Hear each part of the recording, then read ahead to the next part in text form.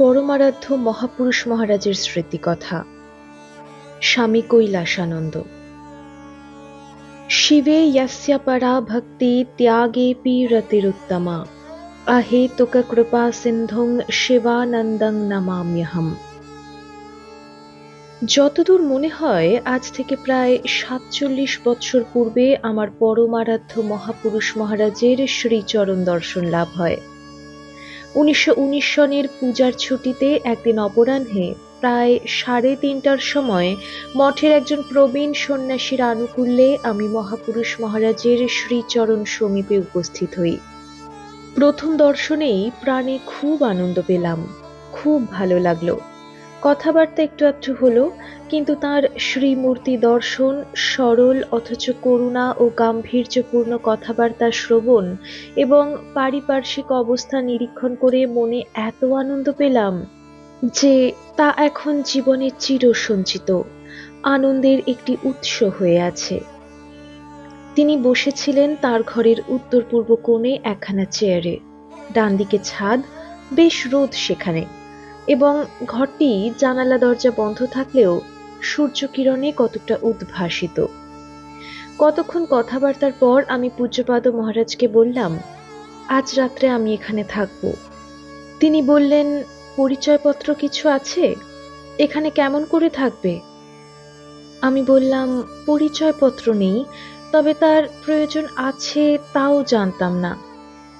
তাতে তিনি বললেন, কোনো সাধু বা ভক্তের পরিচয়পত্র আনলে থাকতে পারো, নতুবা আমাদের নিয়মানুসারে এখানে থাকতে দিতে পারি না। আমি বললাম, কাপড় গামছা আমি নিয়ে এসেছি, রাত্রে থাকবো মনে করে।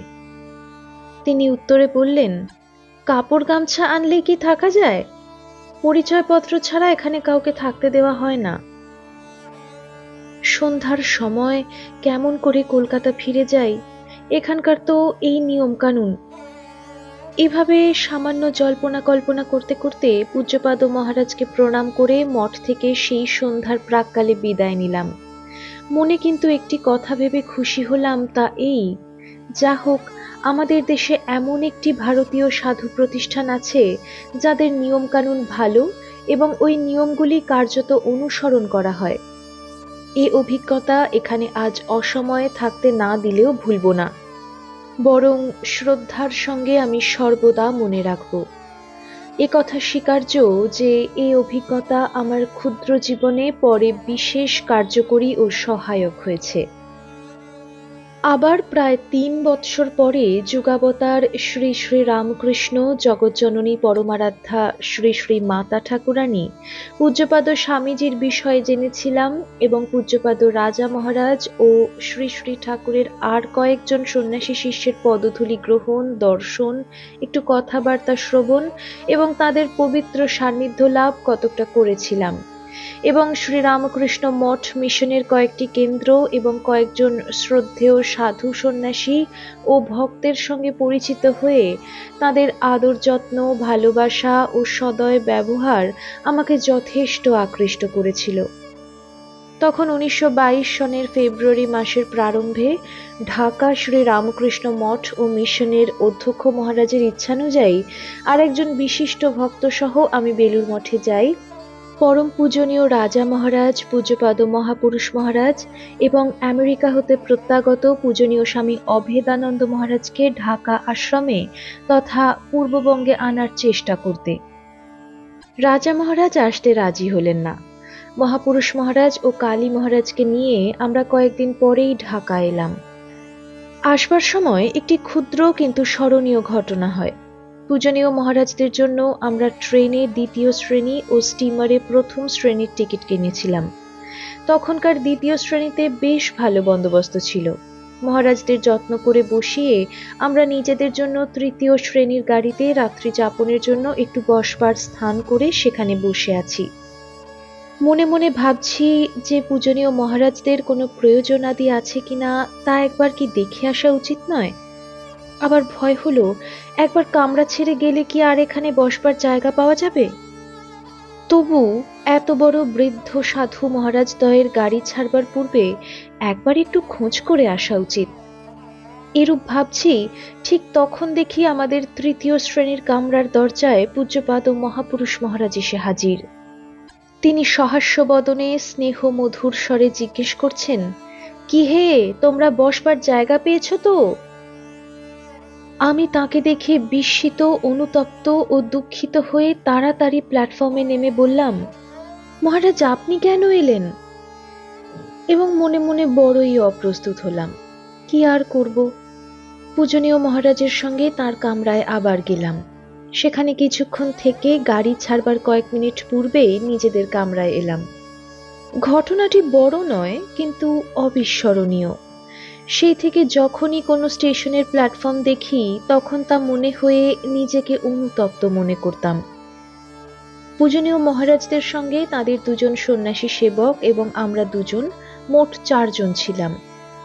রাত্রি 10টা-11টায় গাড়ি ছেড়ে ভোরে গোয়ালন্দে পৌঁছায়। রাত্রির কথা তেমন কিছু মনে নেই। সূর্যোদয় হচ্ছে, তখন বিশাল পদ্মা নদীর উপর স্টিমারের দোতলায় পূজনীয় মহারাজদের নিয়ে আমরা ওপরে উঠতেই কালী মহারাজ বললেন, চা কোথায়? তাড়াতাড়ি প্রথম শ্রেণীতে তাদের নির্দিষ্ট স্থানে বসিয়ে চায়ের বন্দোবস্ত করা হলো। মহাপুরুষ মহারাজ আমাদের বললেন, দেখো, আমার জন্য এত ভেবো না। কালী মহারাজ এতকাল আমেরিকার জীবনে অভ্যস্ত, তাঁর কোনো অসুবিধা যেন না হয় সেদিকে তোমরা বিশেষ দৃষ্টি রাখবে। আমাকে একটু পরে সব দিলেও ক্ষতি নেই, কালী মহারাজের যেন কোনো অসুবিধা না হয়। আমরা যথাসম্ভব তাঁর আদেশ পালন করতে সচেষ্ট হলাম। তৃতীয় শ্রেণীর টিকিট থাকলেও আমরা অনেকবার পূজনীয় মহারাজদের কাছে যাতায়াত ও কথাবার্তার সুযোগ খুঁজতাম। তাদের মধুর হাসিতে এবং সুন্দর কথাবার্তায় খুব আনন্দে স্টিমারে প্রায় 5-7 ঘন্টা কেটে গেল। এ তো যাত্রা নয়, যাত্রা উৎসবে পরিণত হয়েছে। স্টিমার লোহজাং স্টেশনে থামতে অনেক ভক্ত জয়ধ্বনি সহ মাল্য ইত্যাদি নিয়ে পূজনীয় মহারাজদের প্রণাম, দর্শন ও আশীর্বাদ গ্রহণ করতে আসেন। বেশ আনন্দ। অন্তত আমার জীবনে শ্রী শ্রী ঠাকুরের কৃপায় এরূপ অভিজ্ঞতা এই প্রথম। দুপুরে নারায়ণগঞ্জ স্টেশনে স্টিমার পৌঁছতেই সেখানে পূজনীয় মহারাজদের সংবর্ধনা ও অভ্যর্থনা করতে ঢাকা শ্রী রামকৃষ্ণ মঠ এবং নারায়ণগঞ্জ কেন্দ্র হতে সাধু ও ভক্তগণ উপস্থিত হন। সকলেরই প্রাণে বিপুল আনন্দ। দর্শনাদির পর ঢাকা মঠের অধ্যক্ষ পূজনীয় মহারাজদের একখানি মোটর গাড়িতে নারায়ণগঞ্জ হতে ঢাকা আশ্রমে নিয়ে যান। আমরা কয়েকজন সব মালপত্র নিয়ে একটু পরে ট্রেনে ঢাকায় আসি। ঢাকা আশ্রমে প্রবেশ করে দেখি আশ্রমের চেহারা বদলে গিয়েছে। সাধু, ভক্ত, পরিচিত, অপরিচিত বহু নরনারীতে মঠ প্রাঙ্গণ ভর্তি। সকলেরই প্রাণে খুব আনন্দ ও উৎসাহ। তাদের উপস্থিতির সময় আশ্রমে প্রবেশ করলেই মনে হতো যেন আশ্রম সর্বদা উৎসব মুখরিত। সব শুদ্ধ প্রায় 5-7 সপ্তাহ ঢাকা, নারায়ণগঞ্জ, ময়মনসিংহ ও বুড়িগঙ্গার অপর পারে সামান্য কয়েক মাইল দূরে বেঞ্জারা গ্রামে সকলেই খুব আনন্দে মহারাজদের পূর্ণ সান্নিধ্যে পূজা, ভজন, ধর্মপ্রসঙ্গ শ্রবণ, প্রসাদ গ্রহণ ইত্যাদির মাধ্যমে মহা আনন্দ উৎসবে কাল কাটিয়েছিলেন। পূর্ববঙ্গের নানা স্থান হতে বহু ধর্মপিপাসু আবাল বৃদ্ধ বনিতা ভক্তগণ আসতে লাগলেন। কত উপদেশ শ্রবণ, শ্রী শ্রী ঠাকুরের উৎসব, আশ্রম ও বাইরে ধর্ম প্রতিষ্ঠান বা শিক্ষা প্রতিষ্ঠানে বৃহৎ ও নাতিবৃহৎ সভানুষ্ঠান, ভজন, কীর্তন প্রভৃতি ব্যাপারে সকলে যোগদান করলেন। পূজনীয় মহারাজদ্বয় ঢাকা আশ্রমে অনেক ভাগ্যবানকে মন্ত্র দীক্ষাও দিলেন। ঢাকা হতে শিবরাত্রির দিন পূজনীয় মহারাজদ্বয় ময়মনসিংহ যান। আমরা কয়েকজন গাড়িতে সঙ্গে ছিলাম। এই প্রসঙ্গে একটি ঘটনা অন্যের কাছে ক্ষুদ্র হলেও আমার কাছে চিরস্মরণীয় হয়ে আছে। দুপুরবেলা ময়মনসিংহের পথে গাড়িতে প্রবেশ করেই দেখি বেশ গরম। আমি পূজ্যপাদ মহাপুরুষ মহারাজের কামরায় ছিলাম। আমাকে ডেকে তিনি বললেন, আমি তোমাকে ভাড়ার টাকা দেব, তুমি টিকিটখানি বদলে নাও, আমার কাছেই তুমি থাকো। আমি উত্তরে বললাম, হ্যাঁ মহারাজ, আমিও তা করব ভেবেছি, এই সুযোগ আমি ছাড়ব না, আমার কাছে টাকা আছে। গাড়িতে তার পদপ্রান্তে থাকার সৌভাগ্য এভাবে হলো। গাড়ি ছাড়লো। বেশ গরম, গরম হাওয়া ভেতরে আসছিল। আমি একটু হতবুদ্ধি হলাম। কেবলই ভাবছি কি করব। মহারাজ একটু যদি ঘুমোতে পারেন তবে বড় ভালো হয়। ইনি বৃদ্ধ, কি করলে একটু ঘুম হয়। এই ভেবে মহারাজের শায়িত অবস্থায় পায়ে একটু হাত বুলোতে লাগলাম। শ্রী ভগবানের কৃপায় এতেই সুফল হলো।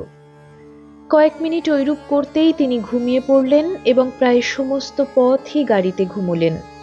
নিদ্রাভঙ্গে তিনি খুব প্রফুল্ল হন এবং খুব স্বস্তি বোধ করছেন এরূপ মনে হলো। বলা বাহুল্য, এতে আমার প্রাণে অভূতপূর্ব তৃপ্তি হলো। ময়মনসিংহে এক জমিদারের প্রকাণ্ড বাড়িতে সকলের থাকবার স্থান হয়েছে, কিন্তু শিবরাত্রি বলে সে রাত্রিতে আর ঘুম তেমন হলো না। পূজনীয় মহারাজদ্বয় সকলের সঙ্গে শিবের গান একটু একটু করলেন, আর শিবরাত্রির পূর্ব স্মৃতি সম্বন্ধীয় ও অন্যান্য প্রসঙ্গে রাত্রি প্রভাত হল। পরদিন ওখানকার আশ্রম মন্দিরের ভিত্তি প্রতিষ্ঠা হলো। পূজনীয় স্বামী অভেদানন্দ মহারাজ ময়মনসিংহ হতে কার্যগতিকে বেলুর মঠ চলে গেলেন। তিনি যাবার সময় বেশ একটি কথা বলেছিলেন। আমি যখন তাকে বললাম, মহারাজ, আমি আপনার সেবা তেমন করতে পারিনি, আমার এই কথা শুনে তিনি বললেন, তাতে কিছু আসে যায় না, খুব যত্ন করে ঠাকুরের সেবা পূজা করো, তাহলে সেসব আমাদের কাছেই পৌঁছবে। তাঁর ওই কথায় প্রায় মনে হয় ঠাকুরের সেবা করলেই তাঁদের সেবা করা হয়। যে কদিন তিনি ঢাকা ও ময়মনসিংহে ছিলেন, সকলেই তাঁর আশীর্বাদ ও স্নেহ ভালোবাসার অধিকারী হয়ে আনন্দপূর্ণ হৃদয়ে দিন কাটাত। আমরা পূজ্যপাদ মহাপুরুষ মহারাজকে নিয়ে শীঘ্র ঢাকা আশ্রমে ফিরলাম। ঢাকাতে থাকার সময় আশ্রমটি সর্বদাই উৎসব মুখর হয়ে থাকত।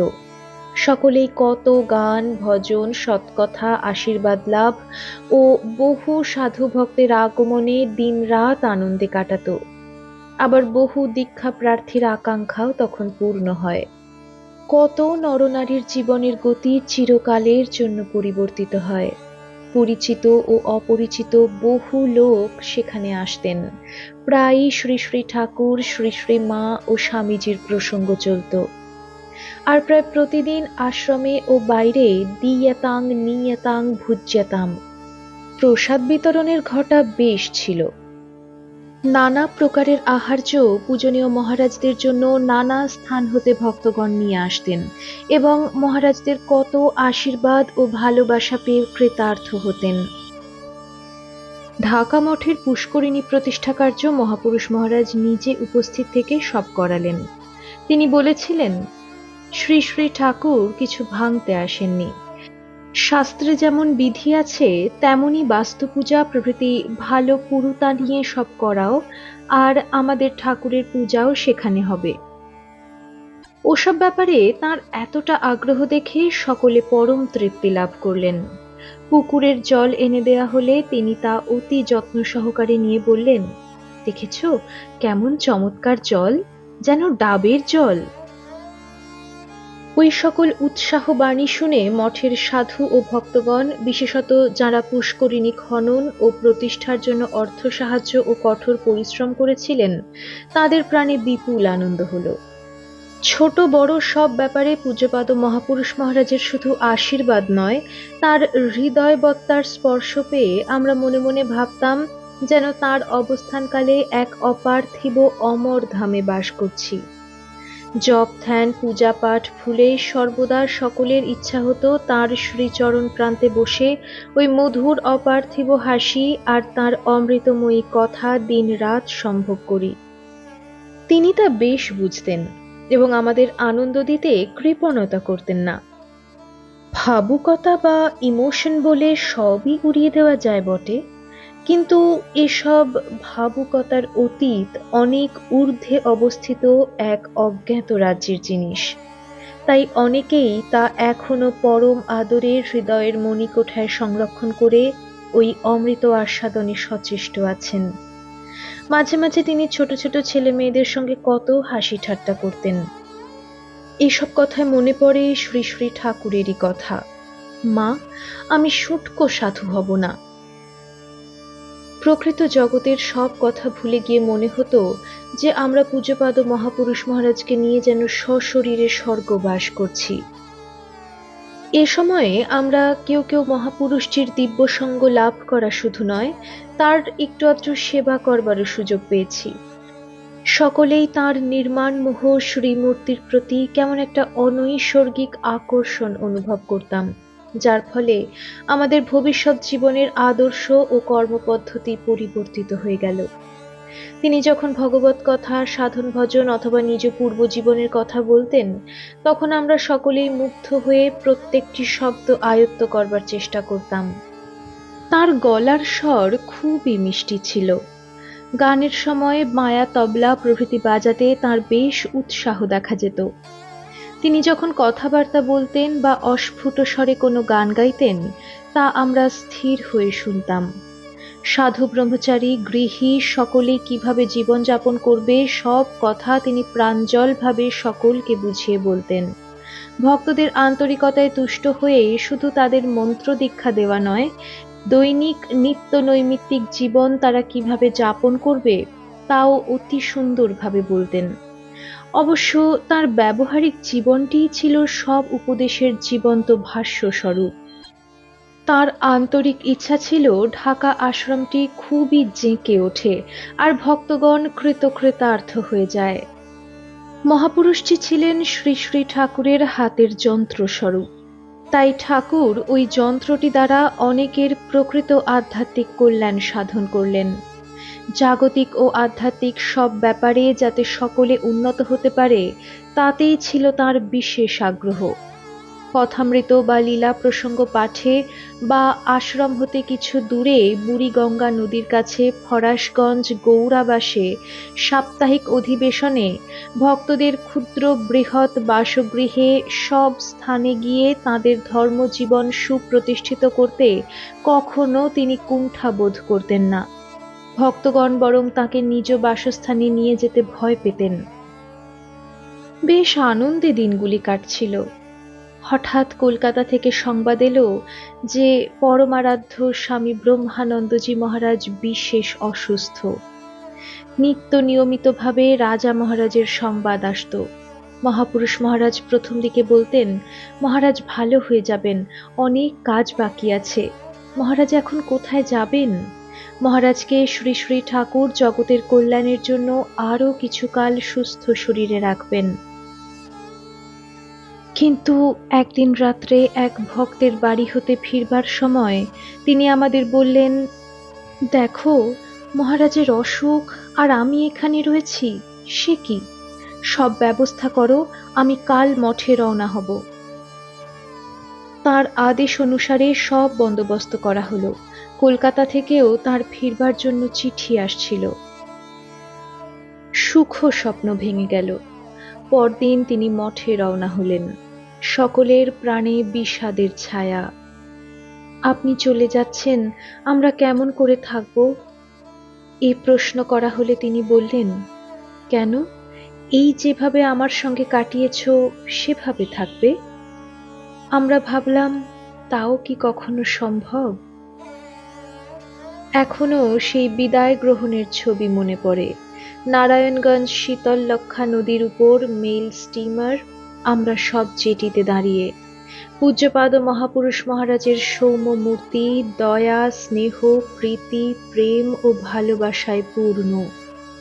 স্টিমারে ডেকের ওপর দাঁড়িয়ে তিনি আমাদের তথা সমগ্র পূর্ববঙ্গকে যেন দুহাত তুলে আশীর্বাদ করছেন। তখন মধ্যাহ্ন, প্রখর সূর্যকিরণ। তার সেই সুন্দর তপোজ্জ্বল মূর্তিটি স্মরণ করলে প্রাণ নিমেষে অন্য রাজ্যে চলে যায়। ৪৪ বৎসর পূর্বের ঘটনা। সেই বিদায়কালীন আশীর্বাদ বর্ষণ করবার চিত্র অবিস্মরণীয়। কি আনন্দে সেই কয়েক সপ্তাহ কেটে গেল, মুকাশনবৎ তা প্রকাশ করা সম্ভব নয়। বুঝে প্রাণ, বুঝে যার। ঢাকা মঠে নিত্যোৎসব বন্ধ হলো। তার সেবার একটু আধটু কাজ মহাপুরুষজি আমাদের প্রতি কৃপা পরবশ হয়ে করবার সুযোগ দিতেন। উল্লেখযোগ্য একটি কথা মনে পড়ে। একদিন একখানা পোস্ট কার্ডে চিঠি লিখতে ডাকলেন, আনন্দোৎফুল্ল হৃদয়ে লিখতে বসলাম। পত্রখানি পরমারাধ্য রাজা মহারাজের নিকট তাঁর অসুখ হওয়ার পূর্বে লেখা হয়েছিল।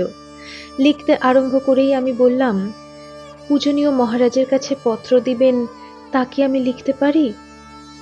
শুধু উত্তর দিলেন, তুমি লিখে যাও, আমি বলে দিচ্ছি, তাতে কোনো আপত্তি নেই। তার আদেশে এই আমার প্রথম পত্র লিখবার প্রয়াস। তার স্মরণ করে সর্বদা গৌরব বোধ করি। কতটা তন্ময় হয়ে তিনি শ্রী শ্রী ঠাকুর স্বামীজির কথা বলতেন, তার একটি দৃষ্টান্ত মননযোগ্য। একদিন রাত্রে খাওয়া দাওয়ার পর কলম্বো তথা মাদ্রাজ হতে কলকাতায় পূজ্যপাদ স্বামীজিকে নিয়ে তিনি ও নিরঞ্জনানন্দ মহারাজ এসেছিলেন। তার পুঙ্খানুপুঙ্খ বিবরণ আমাদের বললেন।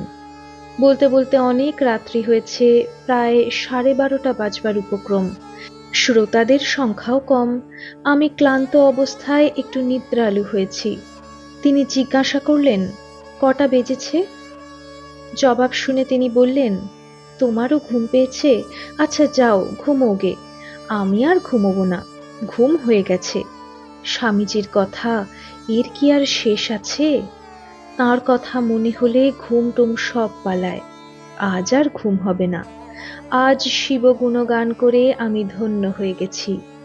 আচ্ছা তোমরা সব যাও ঘুমোগে।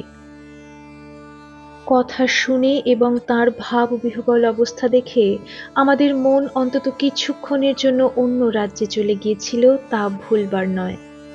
স্বামীজিকে তিনি কি চোখে দেখতেন তার একটু আভাস যেন তাঁর কৃপায় আমরা সেদিন হৃদয়ঙ্গম করলাম। কত নরনারীর জীবনের ধারা যে মহাপুরুষটির সংস্পর্শে এসে পরিবর্তিত হয়েছে তা বলা অসম্ভব। তার কৃপায় বহু ভক্ত ত্যাগের জীবন বরণ করেছেন দেখেছি, কেহ গুপ্ত কেহ ব্যক্ত। এসব আমাদের কাছে ইন্দ্রজালের মতো মনে হতো। সর্বদা একটি বিষয় লক্ষ্য করতাম যে এত জীবনের পরিবর্তন সাধন তিনি করতেন, কিন্তু তা সব অনায়াসে করে যেতেন। এতটুকু ভ্রুক্ষেপ ছিল না। মনে হতো তিনি যেন শ্রী শ্রী ঠাকুরের পাওয়ার হাউস, তার মধ্যে সর্বদা অফুরন্ত শক্তি রয়েছে। শুধু কয়েকজন ভাগ্যবান সে শক্তির 2-1 কণা লাভ করে সহজে তার কৃপায় জীবন সমস্যার আত্যন্তিক সমাধান করতেন। এর কয়েক সপ্তাহ পরে রাজা মহারাজের মহা সমাধির পর 13 দিনে আবার আমি বেলুড় মঠে মহাপুরুষটির কাছে যাই। তখন গ্রীষ্মের ছুটি। মঠে ওই দিন বহু সাধু ও ভক্তের সমাগম হয়েছে। তবু আমার পক্ষে তাঁর শ্রীচরণ ছায়ায় প্রায় সবসময় থাকার কোনো বাধা ছিল না। তাঁর কৃপায় সবই সহজ ও সুলভ হয়ে গেল। কত কথা তাঁর কাছে শুনতাম। দিন রাত তিনি রাজা মহারাজের কথা বলতে বলতে যেন তন্ময় হয়ে যেতেন। কি অপূর্ব ভাব ও গম্ভীর অবস্থা! অথচ নিষ্ঠার সঙ্গে মঠের দৈনন্দিন কাজকর্ম ঠিক চালিয়ে যাচ্ছেন এবং সকলেই তার নির্দেশে সব করে যাচ্ছেন। মিশনের বাৎসরিক সভায় যেদিন অভ্যাগতদের কক্ষে অধ্যক্ষ নির্বাচন হলো, তখন আমি সেখানে উপস্থিত ছিলাম। পূজনীয় শরৎ মহারাজও এসেছেন। মহাপুরুষ মহারাজকে অধ্যক্ষের পদ গ্রহণ করার অনুরোধ জানাতে তিনি কতক্ষণ ইতস্তত করে, মহারাজই আমাদের প্রেসিডেন্ট, এসব কথা বলে পরে ওই পদ গ্রহণ করতে রাজি হলেন। আমাকে সে সভায় মহাপুরুষ মহারাজের অনুমোদনে মিশনের একজন গৃহী সদস্য রূপে গ্রহণ করা হলো। তাতে আমার খুবই আনন্দ হয়েছিল। ওই সময় থেকে অবসর পেলেই বেলুড় মঠে গিয়ে পূজ্যপাদ মহাপুরুষটির পদপ্রান্তে বাস করবার সুযোগ লাভ করতাম। তখন কত ভালোবাসতেন, কত সদুপদেশ দিতেন তিনি। একটু একটু কাজও করতে বলতেন, যেমন মঠে কুটনো কোটা, বাগানে জল দেওয়া, ঘর ঝাঁট দেওয়া এবং মঠের দিনচর্যা পালন করা। সকাল হতে রাত্রিতে বিশ্রামকাল পর্যন্ত নিত্য নৈমিত্তিক সকল কাজে যোগ দেওয়া। কয়েকটি ক্লাসও তখন মঠে হতো নানা পর্যায়ের। উৎসবগুলিতে মঠে থাকলে পূর্ণোদ্যমে কাজকর্ম করা তিনি খুব পছন্দ করতেন। সাধারণত কোনো শাস্ত্র পাঠ করে তাকে শোনাতে তিনি বলতেন বা চিঠিপত্র লিখতে বলতেন। তার কাছে অনেক চিঠি আসতো। তার কিয়দংশ কিরূপে লিখতে হয় তা আমায় সংক্ষেপে শিখিয়ে দিয়ে লিখতে বলতেন। পরে আমার লেখা পত্রগুলি পড়ে প্রয়োজন মতো সংশোধন করে স্বাক্ষর করতেন। বড়ই আনন্দে সেদিনগুলি কাটত। কিছুতেই আমার আয়াস বোধ হতো না। অহেতুক কৃপা বা ভালোবাসা অপার্থিব বস্তু, কখনো মনে অন্য কোনো চিন্তা আসতো না। কখনো কখনো তার ব্যক্তিগত সেবা একটু আধটু করার সুযোগও আমায় দিতেন। আচার্য শঙ্করের প্রসিদ্ধ কথা সার্থক মনে হতো। ক্ষণমিহ সজ্জন সঙ্গতিরেকা ভবতি ভবার্ণবতরণে নৌকা। ঈশ্বরের কৃপায় এ জগতে সমস্ত ব্যাপার ঘটে, তার সন্দেহ নাই। তাহলেও সর্বদা লক্ষ্য করতাম মহাপুরুষ মহারাজ নীরবে বা অন্যের অজ্ঞাতসারে বহু লোকের জীবনধারা পরিবর্তিত করে তাদের অমর ধামে উপনীত হবার সুযোগ সুবিধা করে দিতেন। প্রায় অর্ধ শতাব্দী পরে তা ভাবলে হৃদয় বিস্ময়ে পূর্ণ হয়। স্নেহ, প্রীতি, ভালোবাসা, আশীর্বাদ প্রভৃতির মাধ্যমে তিনি সকলকে ধীরে ধীরে শ্রী শ্রী ঠাকুরের পাদপদ্মে সমর্পণ করতেন। তাতে তার নিজের ও কৃপাপ্রাপ্ত ব্যক্তির মনেও শত আনন্দ লাভ হতো। কাউকে দেখেই তিনি বুঝতেন পরবর্তীকালে তাকে কিভাবে জীবন যাপন করতে হবে, তদনুসারে তাকে সদুপদেশ দিতেন। এ সময়ের একটি ক্ষুদ্র ঘটনা মহাপুরুষটির আদর যত্ন ও ভালোবাসার দৃষ্টান্ত রূপে বিশেষ স্মরণীয় হয়ে আছে। একবার গ্রীষ্মের অবকাশে মঠে গিয়ে তাঁর কাছে বাস করছি। প্রায় ১.৫-২ মাস বাসের পর কর্মস্থলে ফেরার কথা তাকে নিবেদন করাতে তিনি বললেন, ওহে, এখনো তো ছুটি শেষ হয়নি, আরো কয়েকদিন থাকো না কেন?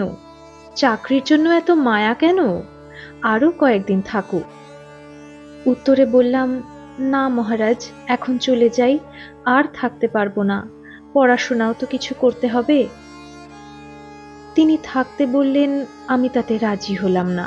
শেষে যেদিন রওনা হব সেদিন মঠে মুষলধারে বৃষ্টি, এক দালান থেকে অন্য দালানে যাওয়া যায় না, এত বৃষ্টি। সেদিনও বললেন, আরো কয়েকদিন থাকো। কেন এখন যাবে? এত মায়া কেন? আমি কিন্তু রাজি না হয়ে বললাম, না মহারাজ, বৃষ্টি হয় হোক, আমি আজই চলে যাই। তিনি খুশি হলেন না, শুধু বললেন, তাহলে আজ যাওয়াই স্থির? আমি বললাম, আগে হ্যাঁ মহারাজ, আজই যাই। সন্ধ্যা আগত, আমায় মঠ থেকে রওনা হতে হবে। তখন বিদায় আশীর্বাদ গ্রহণ করবার সময় আসন্ন। তিনি বললেন, দেখো, আমি একটি ভক্তকে বলেছি তার মোটর গাড়িতে তোমাকে রেল স্টেশনে সে তুলে দিয়ে আসবে। আমি তো অবাক, তার ইচ্ছার বিরুদ্ধে যাচ্ছি, কিন্তু তিনি এতটুকু বিরক্ত না হয়ে আমার যাবার ভালো ব্যবস্থা করে দিলেন। আবার মঠ হতে পূজ্যপাদ মহারাজকে প্রণাম করে আসবার সময় অজস্র আশীর্বাণীর সঙ্গে শ্রী শ্রী মহামায়ার দুর্গা দুর্গা দুর্গা দুর্গা ইত্যাদি অমৃত বর্ষণকারী নাম, এবং সর্বদা মনে রাখবে যেখানেই যাও না কেন শ্রী শ্রী ঠাকুর, শ্রী শ্রী মা, স্বামীজি মহারাজ ও আমরা সঙ্গে সঙ্গে আছি, কোনো ভয় নেই ইত্যাদি আশ্বাসবাণী এমন মধুর স্বরে বললেন যে এতকাল পরে আজও যখন কোথাও যাই, শুধু তখনই নয়, প্রায় সর্বদা সেই করুণাপূর্ণ ধ্বনি হৃদয়ে জাগরুক রয়েছে। সমস্ত রাত্রি ও গন্তব্যস্থানে পৌঁছানো পর্যন্ত, এমনকি তারপরও সেই সুমধুর কণ্ঠস্বর ও প্রাণ মন ঢালা আশীর্বাদ পুনঃ পুনঃ মনে হতে লাগলো। সামান্য ব্যক্তি আমি, আমাকে তিনি এত আদর করে অযাচিতভাবে আশীর্বাদ করলেন ও সাহস দিলেন। এই ভাবতে লাগলাম এবং ভাবলাম, এটাই বোধহয় অহৈতুকী কৃপা, নতুবা এ তো আমার কল্পনাতীত বস্তু। এ সামান্য জীবনে, তা এখন কেন, শেষ মুহূর্ত পর্যন্ত অপার্থিব পুঁজি হয়ে রয়েছে। শুধু শ্রী শ্রী ঠাকুরের কাছে প্রার্থনা করি, এই শুভ স্মৃতিটুকু শেষ পর্যন্ত যেন মনে জাগরুক থাকে। মহাপুরুষটির কাছে কেউ অযোগ্য বা নগণ্য ছিল না। ওই কবৎসরের আরেকটি ঘটনাও মনে পড়ে। একবার বহু দূর থেকে কলকাতায় এসে সন্ধ্যার সময় মঠে মহাপুরুষ মহারাজকে প্রণাম ও দর্শন করতে গিয়েছি। কথাবার্তার পর সন্ধ্যা হলো। শীতকাল, তখন মঠে বেশ স্থানাভাব। মঠে থাকা বিশেষত রাত্রিতে সকলের পক্ষেই অসুবিধাজনক। তিনি সন্ধ্যার সময় জিজ্ঞেস করলেন, এখন কি করবে, কোথায় থাকবে আজ রাত্রিরে? আমি বললাম, আজ ভেবেছি দক্ষিণেশ্বরে গিয়ে রাত কাটাবো। তিনি বললেন, দক্ষিণেশ্বরে কেন? এই শীতকাল, অন্ধকার রাত্রি, দক্ষিণেশ্বরে কেন যাবে? আমি বললাম, অনেক দিনের স্বাদ একটা রাত দক্ষিণেশ্বরে কাটাবো, বহুকালের স্বাদ। তিনি বললেন, দেখো বাবা, দক্ষিণেশ্বরের তুলনা নেই, আমাদের ওই সেরা জায়গা, কিন্তু খাওয়া দাওয়া, শোয়া, মশার কামড় ইত্যাদি তো আছে, কেমন করে সেখানে থাকবে? কষ্ট তো হবে। আমি জবাব দিলাম, কোনো প্রকারে একটা রাত কাটিয়ে দেব। তখন আসল কথাটি উত্তরে বললেন, দেখো, দক্ষিণেশ্বর আমাদের পীঠস্থান, অমন স্থান আর কি আছে? স্বয়ং শ্রী শ্রী ঠাকুর ওখানে এতকাল ছিলেন, সাধন ভজন, পূজা পাঠ, তপস্যা, শিক্ষা দীক্ষা দান, ধর্ম প্রচার ইত্যাদি কত অদ্ভুত কাজ সব স্বয়ং ভগবান করেছেন প্রায় 30 বৎসর কাল। তবু বলছি, আজ এখানেই থাকো। Nothing like life. এখানে এত সাধু সন্ত শ্রী শ্রী ঠাকুরের স্থানে বাস করছে। আমি বলছি, আজ এখানেই থাকো, এখানে আমার কাছে থাকো। দক্ষিণেশ্বর মহাতীর্থ নিঃসন্দেহে, সেখানে পরে কখনো গিয়ে থাকবে। সৎসঙ্গ, ভগবৎ কৃপা, ভগবদানন্দ জীবন্ত ভাবে এখানে বর্তমান।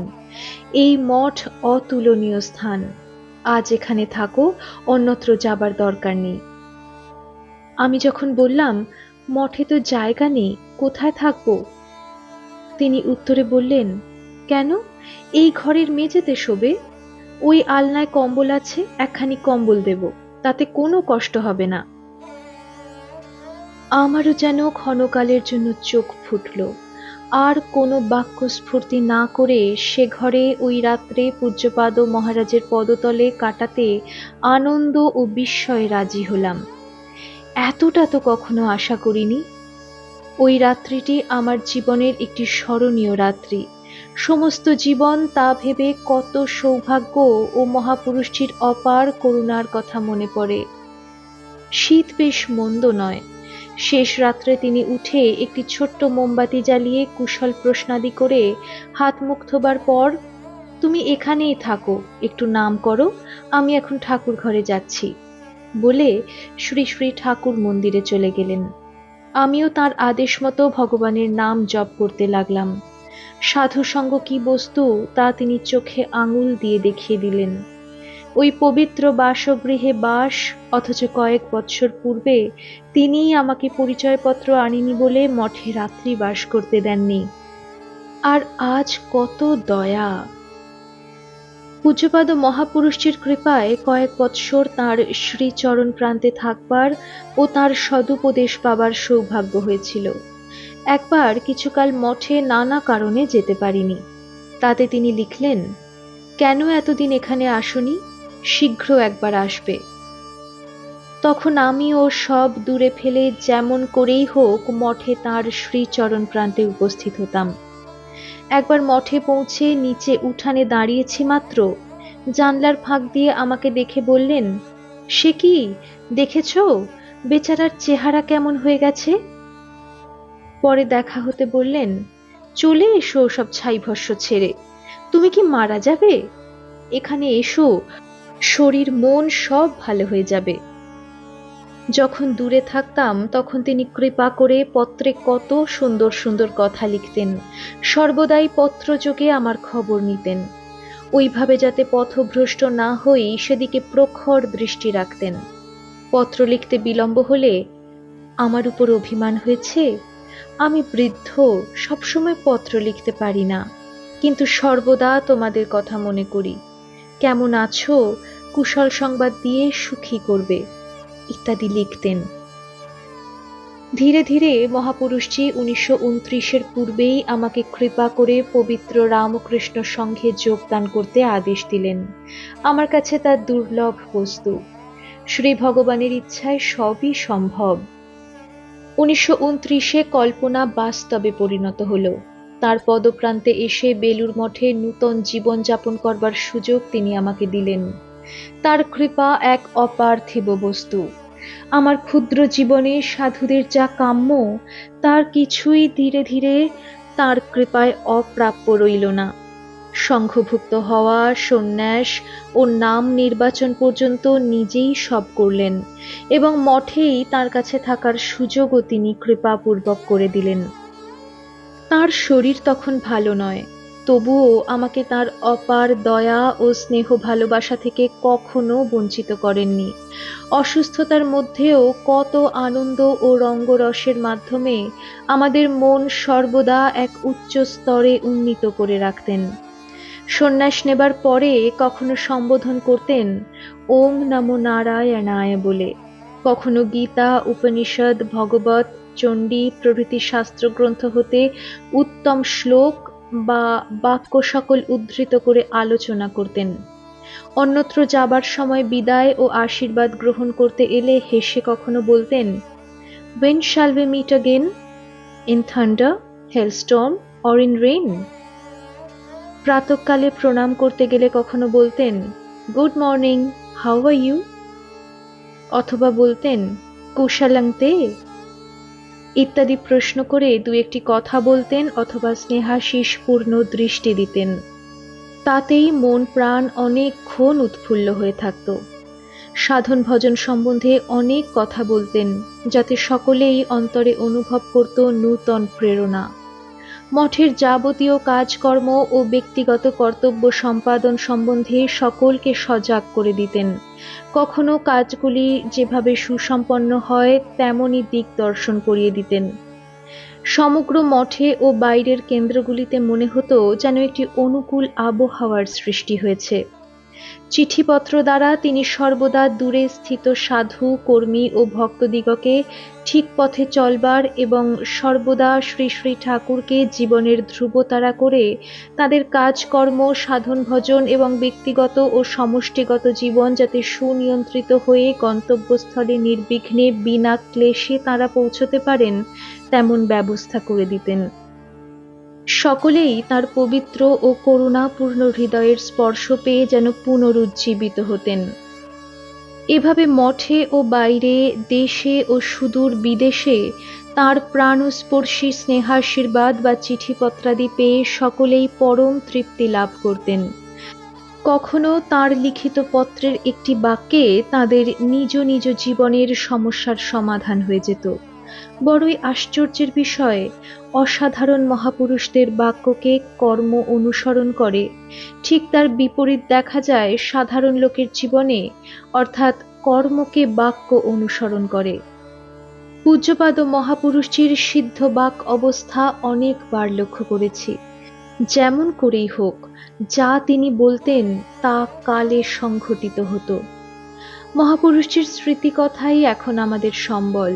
লিখতে গেলে অনেক কিছুই মনে পড়ে, তাতে ব্যক্তিগত ভাব স্বতই এসে যায়। সেসব কথা প্রকাশ করা ঠিক নয়, ও সব মহাশক্তির লীলা।